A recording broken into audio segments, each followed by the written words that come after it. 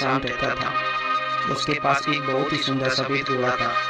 वह घोड़ा इतना शानदार था कि राजा के लोग दूर से ईर्ष्या रखते थे। उस राज्य का राजा उस घोड़े की मुंह मांगी कीमत देने के लिए तैयार था, लेकिन वह किसान यह कहते हुए मना कर दिया कि मेरे लिए यह सिर्फ घोड़ा नहीं बल्कि मेरे परिवार का एक सदस्य है और मैं अपने परिवार के सदस्य को बेच नहीं सकता। यह मुझसे नहीं हो पाएगा। किसान के पड़ोसी विचार रहे थे कि वह उस घोड़े को राजा को बेच दे। इसके लिए उन्होंने बहुत कोशिश की, लेकिन वह सब नाकाम रहे और उसने घोड़ा किसी को नहीं बेचा।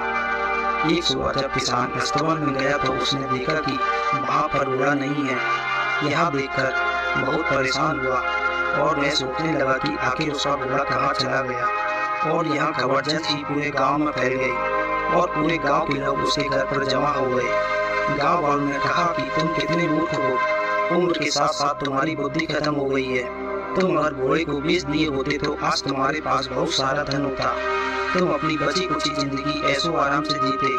हम सब जानते थे उस घोड़े को हर कोई पाना चाहता था और कभी न कभी इसकी चोरी जरूर हो जाएगी, और हुआ भी वही।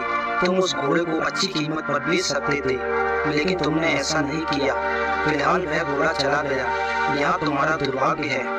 बूढ़े आदमी ने जवाब दिया, यह तो सच है कि मेरा घोड़ा चला गया, लेकिन यह कोई नहीं जानता कि ये मेरा दुर्भाग्य है या सौभाग्य है। यह कोई नहीं जानता।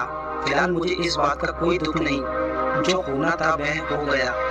लोगों ने कहा कि हमें मूर्ख मत बनाओ, तुम्हारा सफेद घोड़ा चला गया, यह तुम्हारा दुर्भाग्य है। सारे गांव वाले उस पर हंसकर और वहां से चले गए।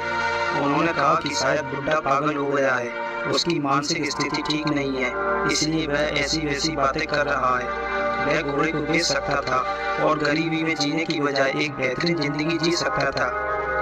एक शाम जब किसान अपनी चारपाई पर निराश बैठा था, तभी उसने देखा कि एक घोड़ा उसके अस्तबल की तरफ दौड़ता हुआ चला आ रहा है और उसके पीछे 5 और घोड़े चले आ रहे हैं। नजदीक पहुंचने पर उसने देखा कि यह तो उसी का घोड़ा है और अपने साथ 5 और जंगली घोड़ों को लेकर आया है। यह बात पूरे गांव में आग की तरह फैल गई कि किसान का घोड़ा वापस आ गया और अपने साथ 5 और जंगली घोड़ों को लेकर आया है। सारे गांव वाले फिर से उसके घर पर इकट्ठा हुए और बोले, तुम सही थे, यह तुम्हारा दुर्भाग्य नहीं बल्कि सौभाग्य था। अब तुम्हारे पास 5 और भी सुंदर घोड़े हैं। अब तुम इन्हें ट्रेन करके अच्छे दामों पर बेच सकते हो। किसान ने कहा, नहीं, ऐसी बात नहीं है। माना कि मेरा घोड़ा वापस आ गया और उसके साथ 5 और घोड़े आए हैं, पर यह मेरे लिए सौभाग्य है या दुर्भाग्य है, यह कोई नहीं बता सकता। गांव वालों ने कहा कि अब ज्यादा मत इतराओ, तुम्हारी किस्मत चमक गई है, अब ज्यादा बातें मत बनाओ।